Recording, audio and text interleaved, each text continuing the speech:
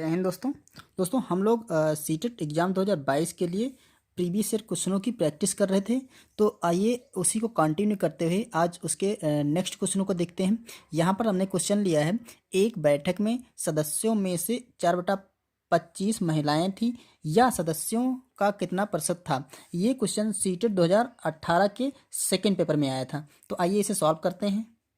दोस्तों, कभी भी आपको अगर कोई भिन्न मिल जाए, जैसे यहाँ पर दे रखा है 4/25, कभी भी आपको कोई भिन्न मिल जाए और पूछ रहा हो उसको प्रतिशत में बदलिए, ठीक है। तो आपको कुछ नहीं करना है, सिर्फ भिन्न लिखिए 4/25 और उसको 100 से आप मल्टीप्लाई कर दीजिए, ठीक है। यही इसका प्रतिशत मान हो जाएगा।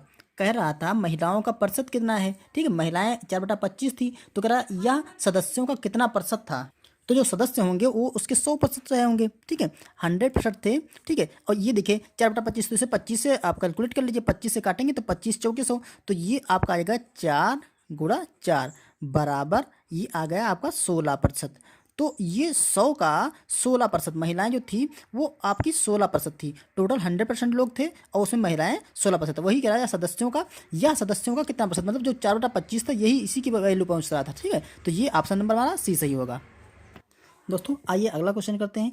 एक दुकान ने अपनी कीमतों में 10% की कमी की, ठीक है। एक सामान की नई कीमत क्या है जो पहले 500 रुपये थी। पहले उस सामान की कीमत 500 रुपये थी, ठीक। और दुकान में जो सारी कीमतों में 10% की कमी की गई, तो अब उसकी वैल्यू पूछ रहा है कि अब इस समय वो कितने की होगी, ठीक है। तो देखिए जो पहले वैल्यू थी उसकी, जो कोई भी चीज़ होती है तो अपने आप में 100% होती है। अगर प्रतिशत में मान देखेंगे तो 100%, तो जो पहले 100% का मान था वो आपका 500 रुपये था, ठीक है। अब उसके बाद उसने 10% की कमी कही। अब बताओ इसमें से 10% की जब कमी कर देगा, तो अगर 10% इसमें से घटा देगा, ठीक है, 10% माइनस कर देगा, तो ये जो कीमत हो जाएगी वो 90% हो जाएगी। हर सामान की कीमत 90% हो जाएगी। तो ये 500 था, तो अब 500 का वो 90% पे बेची जा रही होगी। जो 100% पे बेची जा रही थी वो 90% बेची जा रही होगी। तो 500 का हम 90% निकाल लेंगे, तो देखिए 100% की वैल्यू 500 है, तो 90% क्या हो जाएगा, देखिए 500 और गुणा हम 90 कर देंगे, ठीक है। और प्रतिशत को हटा करके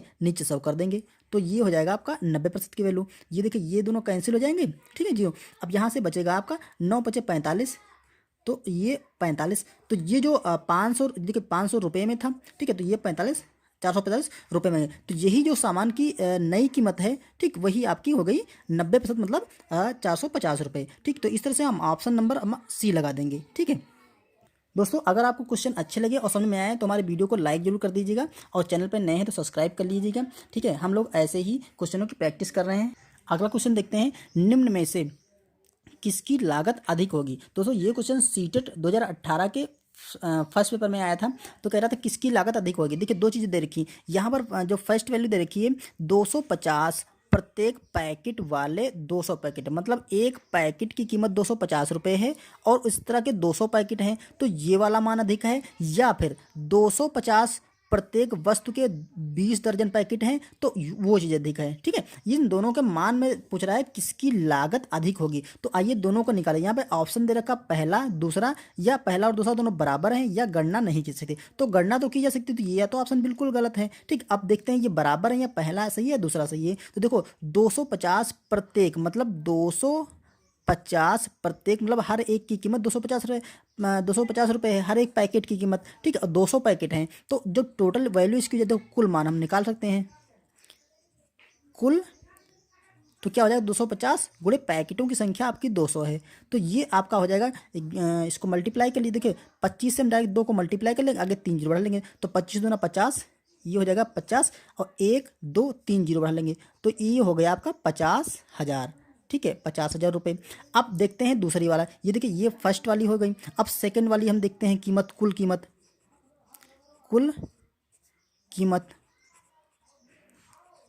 अब देखिए सेकंड वाली जो कुल कीमत होगी तो 250 रुपये, ये तो 250 रुपये प्रत्येक वस्तु, हर एक वस्तु का। लेकिन वस्तुओं की संख्या कितनी है, दर्जनों में दे रखी है, 20 दर्जन है, ठीक है। तो एक दर्जन में 12 वस्तु, तो इसको हम मल्टीप्लाई कर लेंगे 20, और क्योंकि एक दर्जन में 12 वस्तुएं होती हैं, तो 20 दर्जन में कितनी हो जाएंगी, तो हम इसको 12 से मल्टीप्लाई करेंगे, तो ये जो आंसर निकल के आएगा वो हमारा हो जाएगा। तो देखो यहाँ से हो जाएगा आपका 100 देखो जैसे से मल्टीप्लाई कर लेते हैं तो देखो 250 को हम पहले 2 से मल्टीप्लाई कर लेंगे तो 50 225 गुणा 2 25 दूना ये आपका 50 हो जाएगा। ठीक है, और 2 जीरो बढ़ा लेंगे तो यहाँ पर हम 2 जीरो बढ़ा लेंगे और गुणा और 12, तो अब ये निकल के आएगा 12 पंचे 60, 60 हो गया। और आगे 3 जीरो बढ़ा लेंगे 1 2 और 3 जीरो। अब देखो यहाँ पर आ गए आपके 60,000 रुपये, यहाँ पर आए 50,000 रुपये, तो कीमत कौन सी ज़्यादा है? हमारी कीमत ये वाली अधिक है। ठीक है, यही पूछ रहा था किसकी लागत अधिक होगी, तो हमारी लागत किसकी अधिक होने वाली है? ये सेकंड वाले की अधिक होने वाली है। तो इस तरह से ऑप्शन नंबर पूछा था पहला है या दूसरा, तो हम ऑप्शन नंबर इसमें दूसरा लगा देंगे। देखिए दोनों बराबर तो है नहीं, क्योंकि ये 50,000 है और ये 60,000 है। ठीक है, तो ये अधिक है तो हम इसको इस तरह आंसर लगा देंगे। आइए अगला क्वेश्चन देखते हैं।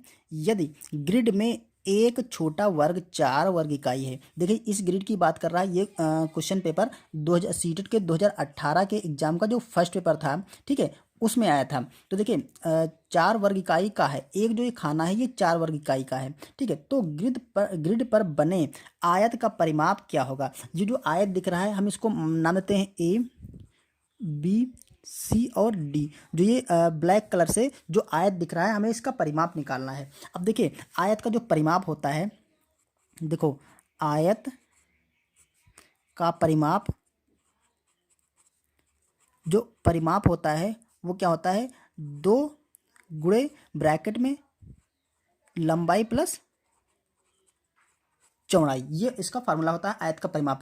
तो इसमें हमें लंबाई और चौड़ाई अगर पता चल जाए तो हम इसका परिमाप निकाल सकते हैं। तो देखो उसने कहा है जो एक वर्ग है, छोटा सा वर्ग, जो सब देखिए सारे ये वर्ग हैं और सारे वर्ग बराबर हैं, तो एक वर्ग है 4 वर्ग इकाई, जो एक ये खाना है ये 4 वर्ग इकाई है। तो अब यहाँ पर हमें वर्ग का क्षेत्रफल देखो 4 वर्ग इकाई है, तो देखिए ये अब 2 होगी और ये 2 होगी, तो 2 और 2 का मल्टीप्लाई करेंगे तो 4 आएगा। ठीक है, सारे वर्ग की जो भुजाएं हैं, क्योंकि देखिए वर्ग का जो क्षेत्रफल होता है वो होता है भुजा स्क्वायर, तो ये इसकी जो भुजा हो जाएगी वो हो जाएगी आपकी, भुजा स्क्वायर करेंगे ना, 2 दूना 4 होता है, तो भुजा इसकी 2 हो जाएगी, तो सारे वर्ग की जो भुजाएं हैं वो 2 हो जाएंगी। तो देखिए हमें यहाँ से लेना है ना कि सारे वर्ग की भुजाएं 2 हैं, तो ये भी 2 होगी और ये भी 2 होगी, ये भी 2 होगी और ये भी 2 होगी, तो इधर ये 2 होगी और इस तरह से यहाँ पे 2। ठीक है, सारे वर्ग की जो भुजाएं हैं वो 2 2 वर्ग इकाई हैं, सेंटीमीटर मीटर में कुछ भी हो। अब देखो जोड़ लो, यहाँ पे कितनी हो गई? 2 2 4 2 6 2 8, तो ये जो टोटल डिस्टेंस यहाँ से लेकर के यहाँ तक हो जाएगी, ये हो जाएगी 8 वर्ग इकाई। और यहाँ से देखिए 2 2 2 4, तो जो यहाँ से और ये डिस्टेंस होगी ये 4 वर्ग इकाई हो जाएगी। ठीक है, तो जो इसकी लंबाई हो गई 8 वर्ग इकाई और चौड़ाई हो गई 4 वर्ग इकाई। तो यहाँ पर हम मान रख देते हैं 2 गुणे, यहाँ पर लंबाई 8 लिख देंगे प्लस चौड़ाई इसकी 4 लिख देंगे। अब इसको कैलकुलेट कर लेते हैं, तो देखो 2 गुणे 4 सॉरी 8 और 4 12 हो जाएगा, तो इसको 12 दूना 24, तो देखिए ये जो आंसर इसका आया है वो 24, आपका आंसर 24 आया है। ठीक है, तो आपका हमारा ऑप्शन नंबर सी सही हो जाएगा। क्लियर, आयत का परिमाप ही निकालना था। ओके, तो चलिए अगला क्वेश्चन देखते हैं। यहाँ पर देखिए दिया है 5/7 की पावर 4 भाग 5/7 की पावर 3 और बराबर 5/7 की पावर 2x-2 हो, तो x का मान है। x का मान क्या होगा? ये दोस्तों क्वेश्चन सीटेट के 2018 के एग्जाम में सेकंड पेपर में आया था। तो आइए देखते हैं। देखो इसमें क्या लगना है, इसमें आपका लगना है जो घातांकों के नियम होते हैं ना वो लगना है। तो यहाँ पर देखो बेस सबका समान है, यहाँ पर 5/7 है, यहाँ 5/7 और यहाँ पर 5/7, तो जब बेस समान है तो उनको हम किसी को भाग करते हैं, ठीक है, घातांकों में, तो अगर बेस समान है तो घातें आपस में घट जाती हैं, तो इसको लिख सकते हैं हम 5/7 और घातों को हम घटा देंगे, यहाँ पर 4 - 3 कर देंगे, बस ये बराबर हो जाएगा आपका 5/7, इसकी पावर हो जाएगी 5x-2। अब देखो जब दोनों तरफ का बेस समान हो गया, देखो यहाँ पर बेस समान है इसलिए हमने घातों को हम सब्ट्रैक्ट कर दिए। अब दोनों तरफ का फिर से बेस समान है तो हम घातों की कंपेयर करेंगे, तो घातें आपस देखिए जब बेस समान है तो घातें भी आपस में क्या होंगी? बराबर होंगी। तो लिख सकते हैं यहाँ पर देखो घटा देंगे हम तो क्या आ जाएगा? ये 1 आ जाएगा।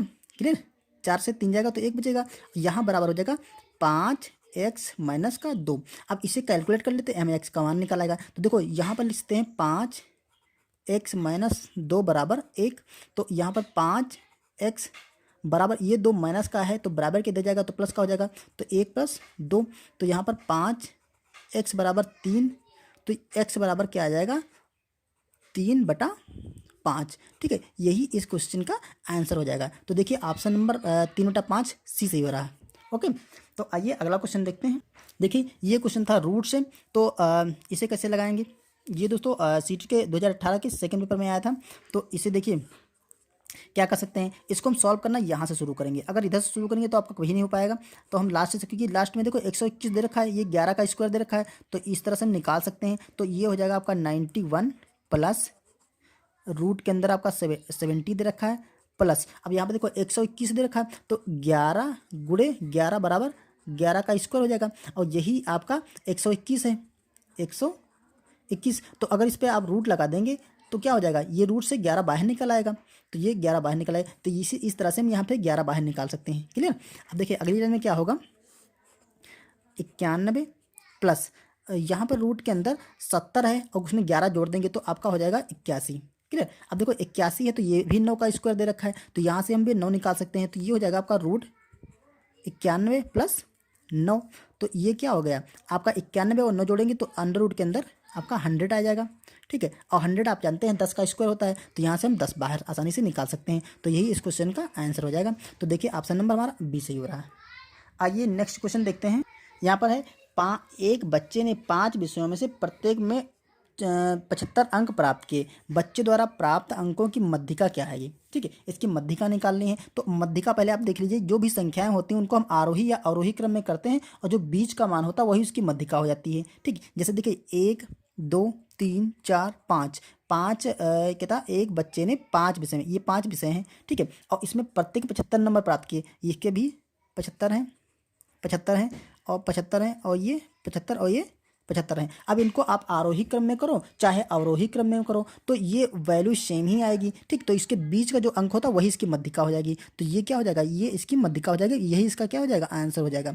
ठीक, तो बीच में 75 आ रहा है, 75 सारी हैं तो 75 ही आएगा, तो इसकी मध्यिका 75 आ जाएगी। तो ऑप्शन नंबर हम ए सही कर देंगे। ओके दोस्तों, कभी भी आपको मध्यिका पूछे तो उसका आरोही क्रम कर दिए, मतलब घटते क्रम में या बढ़ते क्रम में लिख लीजिए जो भी मान हो। ठीक, और उसमें से बीच में मान देख लीजिए, जो बीच में मान होगा वही उसकी मध्यिका हो जाएगी। और अगर बीच में मान ले 2 मान पड़ गए, जैसे जैसे सपोज दैट कोई क्वेश्चन दे रखा है, उसमें 2 4 9 और 7 ये है, तो इसकी मध्यिका आपको निकालनी, तो क्या करोगे, 2 4 7 9, हमने इसको आरोही क्रम में करते हैं। अब देखिए यहाँ पर बीच में क्या 2 संख्याएं पड़ गई, तो हम इनका जोड़ करके इनका आधा कर लेंगे, तो 7 4 11, 11/2 कर देंगे, तो ये 5.5 आ जाएगा। अगर इसमें 5 संख्या होती तो एक ही बीच में पड़ती, मान लो कोई 5 एक संख्या और जोड़ देंगे तो बीच में कोई एक ही संख्या पड़ेगी, कोई भी पड़ेगी, तो वही उसकी मध्यिका हो जाएगी। ओके, तो दोस्तों उम्मीद है ये मध्यिका आपको समझ में आ गई होगी, और ये क्वेश्चन भी आपको समझ में आएगा। दोस्तों अगर क्वेश्चन समझ में आए और वीडियो पसंद आया तो इसे लाइक करिए, हमारे चैनल को सब्सक्राइब करिए। ओके, चलिए मिलते हैं किसी नेक्स्ट वीडियो में नेक्स्ट टॉपिक के साथ, तब तक के लिए थैंक यू।